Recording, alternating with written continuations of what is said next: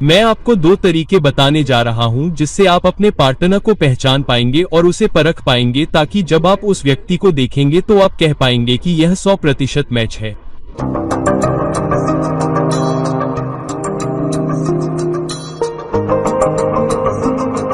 Hello, नमस्कार और अब मेरे सभी दोस्तों को आपके फ्रेंड एस्ट्रोलॉजर और गाइड की तरफ से और एक बार फिर आपके साथ आपके अपने चैनल एस्ट्रो से।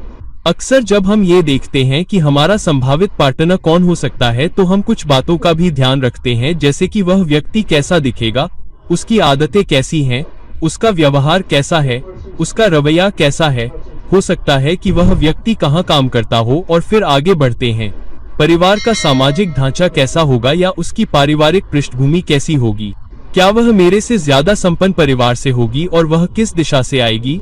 तो कई बार मैंने देखा है, खास तौर पर कुंडली मिलान में, जब कोई अपने पार्टनर को पक्का करना चाहता है या पार्टनर की डिटेल जानना चाहता है, तो जब वो पार्टनर की तलाश में होता है तो वो ज्यादा जानने की उम्मीद करता है ताकि वो उस व्यक्ति को अच्छे से पहचान सके। तो जीवन साथी से मिलने से पहले उसकी पहचान करना या किसी ऐसे व्यक्ति को मान्य करना जिसके साथ आप अभी डेटिंग कर रहे हैं, तो ये एक घुंडी बन जाती है। जैसे कि ये पुष्टि करना कि हाँ, ये वो पार्टनर है जिसके साथ मुझे रहना है, और क्योंकि मैं इस व्यक्ति के साथ हूँ और मेरी कुंडली कहती है कि ये वो पार्टनर है, तो ये वो व्यक्ति है जिसके साथ मैं अगले 10, 15, 20 साल तक रहूंगा। या अगर मुझे कोई पार्टनर नहीं मिल रहा है और काफी समय हो गया है, लेकिन मैं जानना चाहता हूं कि जब मैं एक ऐसे पार्टनर की तलाश कर रहा हूं जो मेरी कुंडली के अनुसार सबसे ज्यादा फिट बैठेगा, और उसके जरिए मैं अपने पार्टनर की पहचान करता हूं, और इस तरह मैं देख पाऊंगा कि मेरा पार्टनर कौन है, ताकि मैं आगे के कदम बढ़ा सकूं। अब इसमें दिक्कत यह है कि जैसे ही आपको कुछ ऐसे टिप्स दिए जाते हैं कि आपका पार्टनर दिखने में अच्छा हो सकता है, गोरा हो सकता है, या फिर उसका पारिवारिक सामाजिक ढांचा आपसे बेहतर हो सकता है कि वह व्यक्ति आपके क्षेत्र में काम भी करता हो, फिर वे उस तरह के व्यक्ति की तलाश शुरू कर देते हैं। और कई बार जब उनकी मुलाकात किसी ऐसे व्यक्ति से होती है जो कई सारी कसौटियों पर खरा उतरता हो, लेकिन ये जरूरी बातें नहीं, जैसे कि कोई व्यक्ति बहुत सुंदर है लेकिन वह बहुत गोरा नहीं है, लेकिन ज्योतिषी ने बताया है कि वह व्यक्ति गोरा होगा। हो सकता है कि उस व्यक्ति का परिवार उस व्यक्ति के परिवार जितना अच्छा हो या उससे थोड़ा कम अच्छा हो, लेकिन वह किसी ऐसे व्यक्ति को देख रहा है जिसका पारिवारिक सामाजिक दर्जा उससे बेहतर हो। उदाहरण के लिए, फिर भी वह व्यक्ति बाकी सभी कसौटियों पर खरा उतरता हो सकता है कि उस व्यक्ति के मूल्य और सिद्धांत आपके जैसे ही हो सकता है कि वह व्यक्ति आपके जैसे ही भविष्य के लक्ष्य देख रहा हो सकता है कि आप और वह व्यक्ति अपने नजरिए और जीवन की महत्वाकांक्षाओं में मेल खाते हो सकता है कि कई अन्य कसौटियां पूरी होती हो, लेकिन ये 3-4 महत्वपूर्ण बातें पूरी नहीं होती हो, तो आप किसी खास व्यक्ति को डेट करना या देखना बंद कर देंगे क्योंकि वह व्यक्ति आपकी कुंडली से मेल नहीं खाता है। तो चलिए सबसे पहले देखते हैं कि आप अपनी ज्योतिषीय स्थिति से उस व्यक्ति की पहचान कैसे कर सकते हैं, और फिर कुछ उचित परिश्रम के माध्यम से उसकी पुष्टि कैसे कर सकते हैं। कुछ तार्किक, कुछ बुद्धिमान, कुछ समझदारी भरे दृष्टिकोण से आप ये सत्यापित कर सकते हैं कि वह व्यक्ति आपके लिए सही है या नहीं। सबसे पहले, हम में से अधिकांश लोग दिखने को लेकर बहुत चिंतित रहते हैं। व्यक्ति कैसा दिखेगा? तो सबसे पहले अपनी कुंडली देखें। अगर आपके 7वें घर में चंद्रमा या शुक्र या दोनों हैं तो व्यक्ति का रंग नर्म हो सकता है। व्यक्ति देखने में अच्छा होगा, सुंदर हो सकता है और शायद गोरे रंग का हो सकता है, चाहे आपकी गोरेपन की जो भी मानक हो। कम से कम आपके समाज में, आपके समुदाय में व्यक्ति को गोरा माना जा सकता है। और क्योंकि चंद्रमा और शुक्र भी साथ हैं, खासकर अगर हम अच्छी प्रतिष्ठा में हैं, तो व्यक्ति के जीवन में बहुत समृद्ध स्वाद भी हो सकते हैं। तो आप कैसे जानते हैं कि आप किसी से मिल रहे हैं या उस व्यक्ति को देख रहे हैं? आप अपनी कुंडली और दूसरे व्यक्ति के माध्यम से व्यक्ति को कैसे मान्य कर सकते हैं, खासकर यदि आप उस व्यक्ति को देख नहीं पाए हैं लेकिन आपने उसकी कुंडली देखी है। तो व्यक्ति की कुंडली में देखें कि क्या व्यक्ति के लग्न में चंद्रमा या शुक्र या कोई शुभ ग्रह है या नहीं।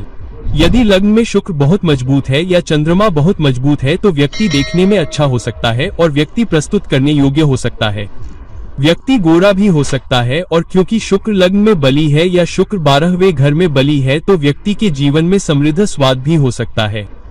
तो अधिक बुद्धिमानी भरा तरीका क्या है? जब आप उस व्यक्ति से मिलते हैं तो उससे बहुत ही सहज बातचीत करके इसकी पुष्टि करें, जैसे कि आप उस व्यक्ति को जानना चाहते हैं आप पूछ सकते हैं। बेशक जब आप उस व्यक्ति को देखेंगे तो आपको पता चल जाएगा कि वह व्यक्ति अच्छा दिख रहा है या नहीं, लेकिन व्यक्ति के स्वाद को जानने के लिए आप उस व्यक्ति से पूछ सकते हैं कि क्या आप ब्रांडों में रुचि रखते हैं या आप किस तरह के कपड़े पहनते हैं, आप किस तरह की चीजें पसंद करते हैं, आपकी किस तरह की पसंद है, क्या आपकी पसंद ज्यादा परिष्कृत है। तो अपनी अनौपचारिक बातचीत में आप ये पता लगा सकते हैं कि क्या उस व्यक्ति की खाने पीने, कपड़ों, घर, गाड़ी या खरीदी गई चीजों के मामले में पसंद ज्यादा है या नहीं, और इसके जरिए आप ये पता लगा सकते हैं कि आपकी कुंडली में, उस व्यक्ति की कुंडली में और आपकी बातचीत से भी वह व्यक्ति सभी कसौटियों पर खरा उतरता है या नहीं, और इसके जरिए आप उस व्यक्ति के और करीब जा सकते हैं जो आपका जीवन भर का साथी बन सकता है। लेकिन क्या होगा अगर वह व्यक्ति गोरा न हो या गोरा होने वाला न हो। उदाहरण के लिए आपके 7वें घर में शनि और शुक्र हैं, जिसका मतलब है कि व्यक्ति सुंदर हो सकता है लेकिन वह बहुत गोरा नहीं हो सकता है। वह व्यक्ति आपसे थोड़ा या एक शेड सावला या आपसे ज्यादा सावला हो सकता है। तब आपकी कुंडली में या तो 7वें घर में शनि और शुक्र होंगे या शनि किसी तरह से चौथे घर या लग्न को देख रहा होगा या कम से कम आपकी कुंडली में सप्तमेश या शुक्र को देखेगा। लेकिन ऐसे केस में व्यक्ति को अच्छी क्वालिटी की लाइफ पसंद तो होगी, लेकिन व्यक्ति की जेब भी थोड़ी तंग होगी। व्यक्ति को अच्छी क्वालिटी की लाइफ पसंद होगी और वह खरीदारी करने से पहले पैसे बचाएगा। व्यक्ति क्रेडिट कार्ड का इस्तेमाल हर बार इसलिए नहीं करेगा क्योंकि उसे घर में कुछ चाहिए, वह अच्छी क्वालिटी की लाइफ चाहता है और इसी वजह से आर्थिक परेशानी में पड़ जाता है। तो सबसे पहले अपनी कुंडली से जांच ले और फिर अगर आप व्यक्ति को देख नहीं पाए हैं तो दूसरे व्यक्ति की कुंडली से जांच ले। क्या शनि चौथे भाव में है, लग्न में शनि है, पंचम भाव में शनि है या दूसरे भाव में शनि है। इन सब से पता चलेगा कि व्यक्ति स्ट्राइक फिस्ट है या नहीं, और शुक्र लग्न में है या शुक्र 12वें भाव में है, तब भी व्यक्ति का स्वाद अच्छा होगा या नहीं। और अगर शनि लग्न के स्वामी को देख रहा है तो संभावना है कि व्यक्ति को देखने से पहले ही वह व्यक्ति आपसे थोड़ा कम दिखने वाला भी हो सकता है। और फिर जब आप उस व्यक्ति से मिलते हैं तो आप निश्चित रूप से लुक्स को वेरीफाई कर सकते हैं और यह कैसे जांच सकते हैं कि व्यक्ति कंजूस है या नहीं। सवाल पूछे कि आप फाइनेंस को कैसे मैनेज करते हैं, आप अपने घर को कैसे मैनेज करते हैं, आप किस तरह की चीजें पसंद करते हैं, आप किस तरह के ब्रांड पसंद करते हैं, अगर पैसे की कमी है तो आप कैसे बैलेंस करते हैं। अगर व्यक्ति कहता है कि हाँ मैं थोड़ा कंजूस हूँ, अगर मैं कुछ महंगा खरीदना चाहता हूँ तो मैं क्रेडिट कार्ड स्वाइप करने के बजाय उसके लिए पैसे बचाऊंगा, मैं क्रेडिट कार्ड पर विश्वास नहीं करता, तब आपको पता चल सकता है कि यह आपकी कुंडली के माध्यम से दूसरे व्यक्ति की कुंडली के माध्यम से आप जो खोज रहे हैं उसका अधिक करीबी मिलान है। और जब आप उस व्यक्ति से आमने सामने मिलते हैं तो यह सत्यापित करने के लिए कि यह आपके लिए सही व्यक्ति है या नहीं। फिर अगर आप देखना चाहते हैं कि व्यक्ति मेहनती है या नहीं या आपकी कुंडली क्या कहती है, तो आपके दशम भाव में सप्तमेश, लग्न में शनि या चतुर्थ भाव में शनि यह बता सकता है कि व्यक्ति अधिक काम करने वाला व्यक्ति है, जिसे काम करना पसंद है, जो खाली नहीं बैठेगा, और यह व्यक्ति अपने करियर को लेकर भी चिंतित हो सकता है, महत्वाकांक्षी भी हो सकता है, और यह आपकी कुंडली से प्रमाणित होता है। अगर आपने अभी किसी व्यक्ति की कुंडली देखी है लेकिन आपको नहीं पता कि वह व्यक्ति मेहनती है या नहीं, तो देखें कि क्या वह व्यक्ति मेहनती हो सकता है। अगर उस व्यक्ति के दशम भाव में शनि है, दशम भाव में मंगल है, शनि और मंगल किसी भी तरह से लग्न या लग्न स्वामी या दशम भाव में चतुर्थेश से जुड़ रहे हैं, तो आप कह सकते हैं कि यह आपकी कुंडली की स्थिति और व्यक्ति की कुंडली की स्थिति के बीच अधिक मेल खाता है। अब आप अपनी बातचीत से ये कैसे सत्यापित करेंगे कि यह व्यक्ति वैसा ही है या नहीं। फिर उनसे पूछे कि उन्हें कैसी लाइफस्टाइल पसंद है, खर्चा कौन देता है, खर्चे कैसे मैनेज करते हैं, वो कितने महत्वाकांक्षी हैं, करियर को लेकर वो कितने फोकस्ड हैं, कितने घंटे काम करते हैं, वर्क लाइफ बैलेंस को वो कैसे देखते हैं। उसके जरिए आप ये पता लगा पाएंगे कि ये व्यक्ति आपकी कुंडली के जरिए, व्यक्ति की अपनी कुंडली के जरिए और इस बुद्धिमानी भरे संवाद के जरिए, इस बुद्धिमानी भरे संवाद के जरिए आप ये पता लगा पाएंगे कि ये व्यक्ति उस व्यक्ति की पहचान के हिसाब से ज्यादा सही मैच है या नहीं। फिर अगर आप ये जांचना चाहते हैं कि आपका कोई जीवन साथी, आपका कोई संभावित जीवन साथी हो सकता है कि जिसकी रोग प्रतिरोधक क्षमता कम हो, वो ज्यादा बीमार भी रहता हो या बार बार बीमार पड़ने का खतरा हो। यदि आपकी कुंडली में सप्तमेश किसी भी भाव में हो, छठे भाव में, 8वें भाव में या 12वें भाव में पाप ग्रह के साथ, और सप्तम भाव में भी पाप ग्रह हो या सप्तमेश पर भी पाप ग्रह की दृष्टि हो, तो बहुत संभावना है, खासकर अगर केतु या शनि साथ में हो, तो व्यक्ति का स्वास्थ्य अच्छा नहीं रह सकता है। और फिर यदि आप व्यक्ति से मिलने से पहले उसकी कुंडली देख रहे हैं, तो आप लग्न स्वामी की स्थिति, लग्न स्वामी की गरिमा, लग्न स्वामी की स्वयं पाप ग्रह के साथ स्थिति या किसी पुरुष प्रभाव में है, खासकर शनि या केतु के साथ, ये सब देख सकते हैं। और अगर मंगल भी कमजोर है तो आप और भी ज्यादा निश्चित हो सकते हैं कि यह व्यक्ति आपके ज्योतिषीय स्थान से मेल खाता हुआ प्रतीत हो रहा है। और वह व्यक्ति, जब आप उस व्यक्ति से मिलते हैं तो उस व्यक्ति के बारे में पूरी तरह से जांच करें कि वह व्यक्ति कैसा लग रहा है। क्या वह व्यक्ति खुशमिजाज है, क्या वह आलसी है, क्या वह बीमार लग रहा है, उसके चेहरे पर कितना पीलापन है, और अपने सवालों के माध्यम से पुष्टि करें। पूछें कि व्यक्ति खुद को और अधिक स्वस्थ कैसे रखता है, उसकी कौन सी स्वस्थ आदतें हैं, क्या ऐसा कुछ है जिसे उसे खाने या खाने से मना किया गया है, और उसकी प्रतिरक्षा प्रणाली कितनी अच्छी है। क्या वह अपने खान पान को लेकर बहुत ज्यादा नखरे करता है, वह खाने की आदतों को लेकर क्यों नखरे करता है, वह आखिरी बार कब बीमार हुआ था। जाँच करें कि क्या वह वर्तमान में कोई दवा ले रहा है और क्या उसकी कोई सर्जरी हुई है। इसके माध्यम से आप अपने ज्योतिषीय स्थानों के माध्यम से दूसरे व्यक्ति के ज्योतिषीय स्थानों के साथ साथ आपकी बातचीत के माध्यम से यह सत्यापित कर पाएंगे कि क्या व्यक्ति स्वास्थ्य के दृष्टिकोण से अधिक मेल खाता हुआ प्रतीत होता है या नहीं, क्या व्यक्ति इन क्षेत्रों में करीब से मेल खाता है। अब आपकी कुंडली में संभावित व्यक्ति की वित्तीय स्थिति को देखें। यदि सप्तमेश उच्च का हो तो सप्तम भाव में लाभ होता है। सप्तमेश उच्च राशि में ग्रह के साथ स्थित हो, सप्तमेश किसी भी केंद्र भाव में स्थित हो या त्रिकोण भाव में किसी अन्य लाभ भाव में हो, सप्तमेश 11वें भाव में हो, शुक्र बहुत मजबूत होकर अच्छी स्थिति में स्थित हो, ये सभी या इनमें से कम 2 या 3 स्थितियां इस ओर इशारा करती हैं कि व्यक्ति की आर्थिक स्थिति बहुत बेहतर हो सकती है। फिर यदि आप व्यक्ति से मिलने से पहले व्यक्ति की कुंडली देख रहे हैं तो आप देख सकते हैं कि लग्न स्वामी कहाँ स्थित है, शुक्र कितना मजबूत या शक्तिशाली है, बृहस्पति कहाँ स्थित है। विशेष रूप से दूसरे भाव और चौथे भाव की स्थिति देखें। यदि द्वितीयेश और चतुर्थेश मजबूत स्थिति में है तो दूसरे भाव में लाभ होता है, विशेष रूप से चौथे भाव में। और यदि इनमें से कोई भी उच्च का हो, लाभ लग्न में स्थित हो, तो यह व्यक्ति अच्छी आर्थिक स्थिति का हो सकता है कि कभी कभी आपसे भी बेहतर आर्थिक स्थिति में हो।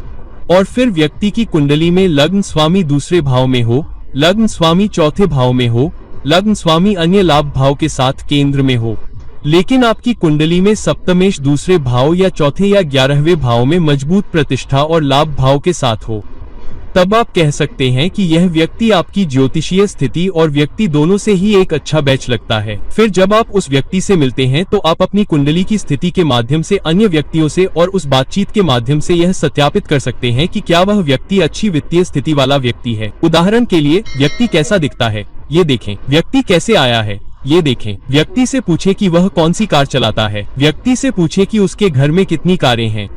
व्यक्ति से पूछे कि पिता की आय का स्रोत क्या है। बहुत ही बातचीत के तरीके से, यह अधिक जिज्ञासु या पूछताछ करने वाले तरीके से नहीं होना चाहिए।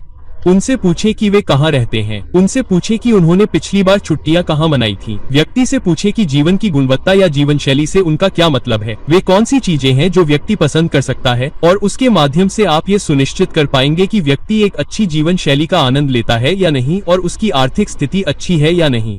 अब यह जांचना है कि संभावित जीवन साथी आपके प्रति अपमानजनक होगा या आपका सम्मान या आदर करेगा या नहीं, या आपकी सराहना या पहचान करेगा या नहीं। तो फिर देखें कि सप्तम भाव में पाप ग्रह तो नहीं है।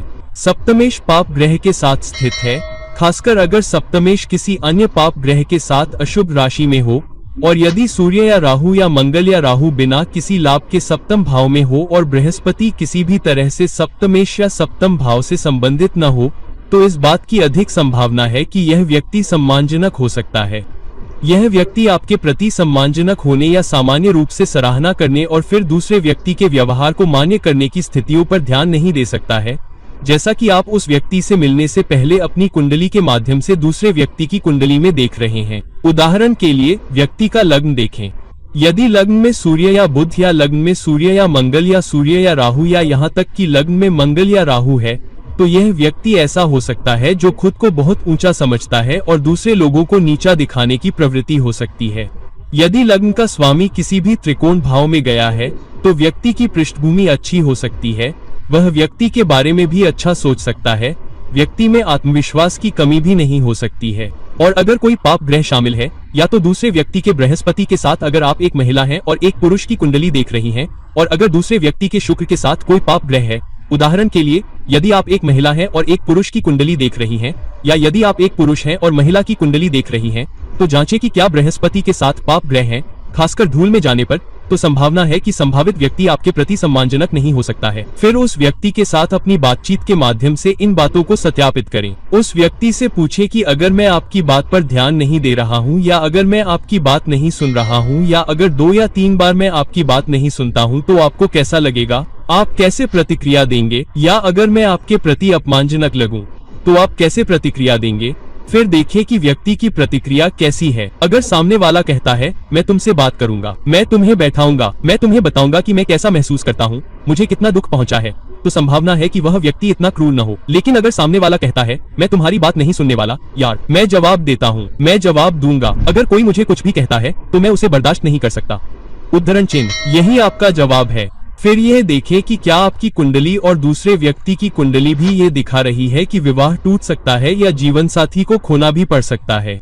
जीवन साथी को खोने के कई कारण हो सकते हैं। सबसे पहले आपकी कुंडली में यदि सप्तमेश छठे भाव में जाता है, खासकर या तो नीच राशि में, जैसे कि मेष लग्न वाले जातक के लिए शुक्र तुला राशि का स्वामी है, सप्तमेश कन्या राशि में छठे भाव में जाता है, तो आप जानते हैं कि यह उस प्रकार का स्थान है जहां सप्तमेश छठे भाव में नीच का हो रहा है, या सप्तमेश अस्त हो रहा है, या सप्तमेश किसी अन्य ग्रह के साथ पाप ग्रह और व्यक्ति के बृहस्पति या शुक्र के साथ हो रहा है। इसलिए यदि आप एक महिला हैं और आपका बृहस्पति भी पाप ग्रह के साथ है, खासकर द्वादश भाव में, और यदि केतु भी इसमें शामिल है, तो इस बात की बहुत अधिक संभावना है कि किसी कारण से जीवन साथी का नुकसान हो सकता है। यदि मंगल इसमें शामिल हो जाता है तो जीवन साथी का नुकसान दुखद परिस्थितियों के कारण भी हो सकता है। फिर संभावित व्यक्ति की कुंडली देखें। यदि दूसरे व्यक्ति का लग्न स्वामी बहुत कमजोर है तो व्यक्ति के द्वादश भाव में पुरुष प्रभाव अधिक होते हैं, त्रिकोण भावों में कोई लाभ नहीं होता है। दूसरे व्यक्ति की कुंडली का मंगल भी बहुत कमजोर है, तो यह एक मौका हो सकता है कि वह व्यक्ति आपकी कुंडली के प्लेसमेंट से मेल खा रहा हो।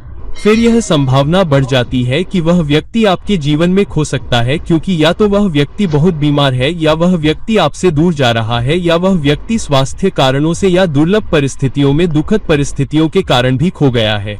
अब आप उस व्यक्ति से मिलने पर भी इस बारे में पुष्टि कर सकते हैं। जांच करें कि क्या वह व्यक्ति गाड़ी चलाने में लापरवाह है। व्यक्ति के स्वास्थ्य की जांच करें। व्यक्ति की स्वस्थ आदतों की जांच करें। जांच करें कि क्या उसे कोई लत है। जांचें कि क्या उसे अस्पताल में भर्ती कराया गया है। जांचें कि क्या वह कोई दवा ले रहा है और हाल के दिनों में वह कितना मजबूत और स्वस्थ रहा है। इसके माध्यम से आप अपनी कुंडली, दूसरे व्यक्ति की कुंडली और अपनी बातचीत के माध्यम से यह सत्यापित कर सकते हैं कि क्या यह आपकी कुंडली के अनुसार अधिक संभावित मैच है। वह व्यक्ति किस तरह का व्यक्ति हो सकता है। अब ये देखने के लिए कि क्या वह व्यक्ति बहुत ही गुणी व्यक्ति है। यदि सप्तमेश उच्च का हो और आपका लग्न स्वामी भी सप्तम भाव में स्थित हो तो वह व्यक्ति बहुत ही सदाचारी व्यक्ति हो सकता है, आपके प्रति बहुत ही प्रतिबद्ध और आपके प्रति बहुत ही वफादार हो सकता है। यदि आपका सप्तमेश भी लाभ भाव में नवम भाव में हो तो भी व्यक्ति बहुत ही अच्छे मूल्यों वाला हो सकता है, यहाँ तक कि वह अधिक धार्मिक और आध्यात्मिक व्यक्ति भी हो सकता है। और यदि आप एक महिला हैं और यदि बृहस्पति लग्न में मजबूत स्थिति में है, या बृहस्पति सप्तम भाव में या नवम भाव में या चतुर्थ भाव में स्थित है, तो व्यक्ति के बहुत ही सदाचारी होने की संभावना बढ़ जाती है। अब जब आप उस व्यक्ति से मिलते हैं तो अपनी कुंडली और दूसरे व्यक्ति की कुंडली की जांच करने के बाद और फिर बातचीत में आप व्यक्ति के चरित्र से संबंधित प्रश्न पूछकर इन बातों को और अधिक मान्य कर सकते हैं। उदाहरण के लिए, यदि आप एक पुरुष हैं तो आप महिला से पूछ सकते हैं कि यदि आप पाते हैं कि मुझे अन्य महिलाओं का अधिक ध्यान मिल रहा है तो क्या आपको जलन महसूस होगी? क्या आप आत्मविश्वास महसूस करेंगे? क्या आप बाहर और अधिक दोस्त बनाने के लिए भी प्रेरित होंगे? क्या आपका अपना सामाजिक जीवन होगा, खास तौर पर अगर मैं बहुत ज्यादा काम करने वाला हूं? और फिर क्या आप अपना ज्यादातर समय बाहर दोस्त बनाने में बिताना चाहेंगे? और अगर आपको थोड़ी जलन महसूस होती है क्योंकि मेरे साथ काम करने वाली बहुत सारी महिला सहकर्मी हैं, तो क्या आप अपने पुरुष मित्रों की संख्या बढ़ाकर मुझे जलन महसूस कराने की कोशिश करेंगे? और इन सवालों के जरिए आप ये जांच सकते हैं कि व्यक्ति कैसे सोचता है। क्या वह व्यक्ति सदाचारी है? क्या इस बात की संभावना है कि यह व्यक्ति लंबे समय तक आपके प्रति वफादार रहेगा या नहीं? और इसके जरिए आप व्यक्ति के सदाचार या चरित्र की जांच कर सकते हैं। आप व्यक्ति के लग्न स्वामी की जांच करके इसे और अधिक सत्यापित कर सकते हैं। और अगर व्यक्ति का लग्न स्वामी किसी भी केंद्र भाव या त्रिकोण भाव में लाभ भाव में स्थित है, या यदि वह लाभ भाव के साथ 9वें भाव में है, तो यह बहुत अधिक संभावना है कि इस व्यक्ति में बहुत चरित्र है, और यह व्यक्ति बहुत ही सदाचारी व्यक्ति है, शायद धार्मिक या आध्यात्मिक व्यक्ति भी। आप कैसे जानते हैं कि व्यक्ति अधिक शिकायत करने वाला या टालमटोल करने वाला हो सकता है? फिर यदि आपका सप्तमेश उदाहरण के लिए पाप ग्रह के साथ दूसरे भाव में जाता है, या आपका सप्तमेश पाप ग्रह के साथ 8वें भाव में जाता है, खासकर जब बुध भी इसमें शामिल हो, या तो बुध सप्तम भाव में अशुभ राशि में स्थित हो, बुध अस्त या अशुभ राशि में हो, या आपके चौथे भाव या लग्न में नीच का हो, खासकर अगर राहु भी इसमें शामिल हो, तो यह व्यक्ति बहुत शिकायती हो सकता है। अगर केतु भी इसमें शामिल हो जाता है तो व्यक्ति आप में कम रुचि ले सकता है। हो सकता है कि वह आपके अपमान की परवाह न करे, फिर हो सकता है कि समय के साथ उसकी आप में रुचि कम हो जाए। यदि आपके सप्तमेश केतु या शनि के साथ किसी अन्य पाप ग्रह के साथ स्थित है, और यदि दूसरे व्यक्ति की कुंडली का लग्न स्वामी कमजोर है, उनका मंगल भी कमजोर है, और उनका तृतीयेश अस्त है, उनका तृतीयेश कमजोर है, उनके तीसरे घर में आपके पास शनि या केतु या दोनों है या दोनों मौजूद हैं, तो व्यक्ति आलसी भी हो सकता है या थोड़ा आलस्य भी कर सकता है। खासकर अगर तीसरा घर कमजोर है, मंगल कमजोर है और लग्न स्वामी भी कमजोर है, तो आप उस व्यक्ति से मिलने पर इस बात को और अधिक सत्यापित कर सकते हैं। आप पूछ सकते हैं, आपको क्या प्रेरित करता है? आप कितने महत्वाकांक्षी हैं? आपकी दिनचर्या क्या है? अगर आपके हाथ में 3-4 काम हैं, तो आप उन्हें कैसे प्रबंधित करते हैं? क्या आप उन्हें टालेंगे? क्या आप उन्हें तब तक टालेंगे जब तक कि वे सभी बहुत महत्वपूर्ण और जरूरी न हो जाएं? या आप पहले महत्वपूर्ण कार्य को पूरा करने का प्रयास करेंगे? क्या आप योजनाबद्ध हैं? आप हाल ही में क्या कर रहे हैं? आप अपने करियर में क्या कर रहे हैं? आप अपने करियर में कितनी दूर जाना चाहते हैं? उससे आपको यह भी पता चल जाएगा कि यह व्यक्ति आलसी है, आपसे ज्यादा शिकायत करता है, काम टालता है और घर के काम करने के लिए और बाहर की चीजों का ध्यान रखने के लिए आप पर ज्यादा निर्भर रहेगा। फिर अगर आप अन्य संभावनाओं को जांचना चाहते हैं, जैसे कि जब आप शादी करने के बारे में सोच रहे हैं, तो क्या दूसरे व्यक्ति की दशा या गोचर भी उस व्यक्ति के साथ मेल खाता है? जैसे कि आपके सप्तम भाव और चतुर्थ भाव की दशा चल रही है और शनि और बृहस्पति आपके चतुर्थ भाव या सप्तम भाव पर या आपके लग्न स्वामी या सप्तमेश पर गोचर कर रहे हैं, तो उस चरण में आपकी शादी होने की पूरी संभावना है। उसी चरण में दूसरे व्यक्ति की ज्योतिषीय स्थिति और दशा गोचर को देखें।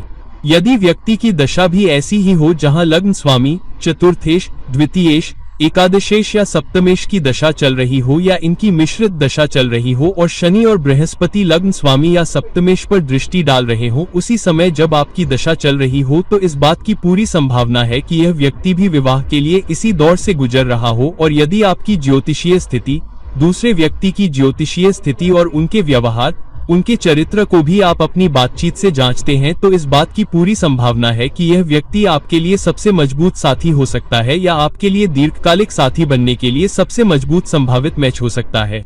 लेकिन चुनौतीपूर्ण समय तभी हो सकता है जब व्यक्ति साढ़ेसाती के चरम दौर से गुजर रहा हो। इस समय से निश्चित रूप से बचना चाहिए। और अगर आप भी अपनी चरम साढ़ेसाती अवधि या बढ़ती साढ़ेसाती अवधि में हैं और यदि दूसरा व्यक्ति किसी भी चरण में है, खासकर चरम या बढ़ती साढ़ेसाती अवधि में, तो उस समय या उस व्यक्ति के साथ विवाह से बचना एक अच्छा समय या अच्छी बात है।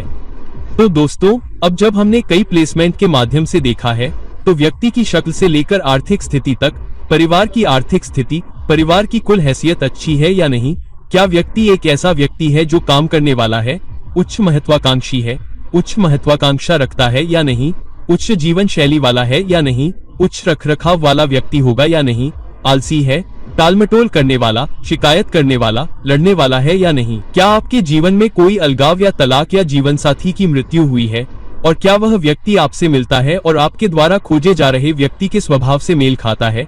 व्यक्ति की शांति, व्यक्ति का प्रेमपूर्ण स्वभाव, घर का शांतिपूर्ण वातावरण, इन सभी को आपके ज्योतिषीय स्थान के माध्यम से देखने के बाद दूसरे व्यक्ति के ज्योतिषीय स्थान के माध्यम से, आपके संवाद में भी, और अंत में दशा गोचर के माध्यम से, जब आप इन सभी को एक साथ रखते हैं, तो जो भी मैच के सबसे करीब आता है वह सबसे अधिक मेल खाने वाला व्यक्ति हो सकता है और सबसे संभावित व्यक्ति जिसके साथ आप अपने जीवन में अंत में आ सकते हैं, और वह आपके लिए व्यक्ति है।